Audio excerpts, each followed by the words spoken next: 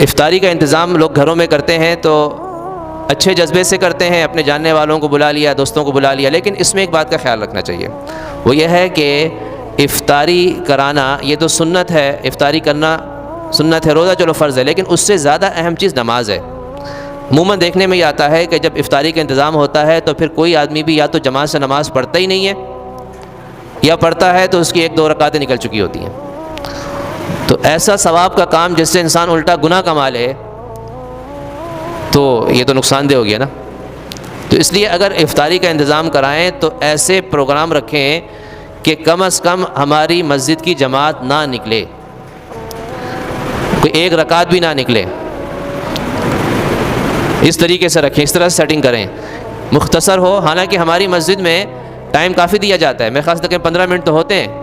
Siren بجنے کے بعد بھی نماز کھڑے ہونے تک، تو اچھا خاصا ٹائم ہوتا ہے۔ تو افطاری کا انتظام اس میں کیا جا سکتا ہے مختصر، 10 منٹ کی افطاری ہو گئی، اس کے بعد لوگ نماز کے لیے چلے گئے، کیونکہ نماز کی زیادہ اہمیت ہے۔ اگر آپ نے نماز چھڑوا دی اس کی وجہ سے تو گناہ ملے گا۔ افطاری تو ہم ثواب کے لیے کر رہے ہیں، گناہ کمانے کے لیے کر رہے ہیں، تو ان چیزوں کا ہم خیال رکھیں۔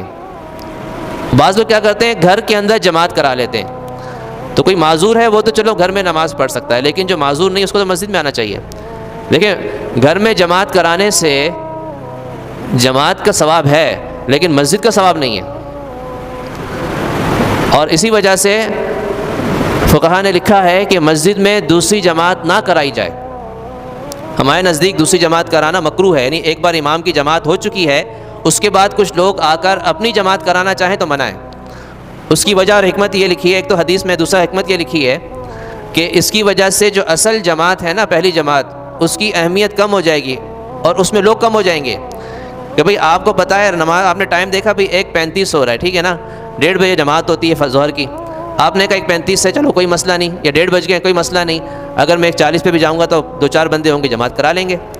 تو ہر ایک کے ذہن میں جب یہ ہوگا تو ایک اچھی خاصی تعداد لوگوں کی جماعت میں نہیں آئے گی،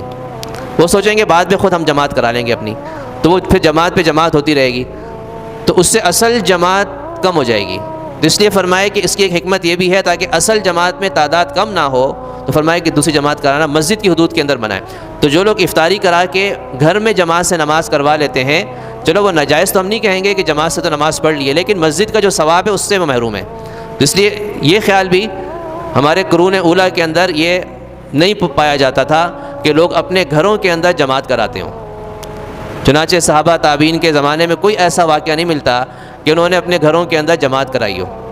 مسجد میں آ کر وہ پڑھنے کی کوشش کرتے کہ بس معذور ہے تو الگ بات ہے، اس نے گھر میں پڑھ لی، جو معذور نہیں مسجد آئے گا۔ تو اس لیے یہ ہمارے زمانے کا ایک ٹرینڈ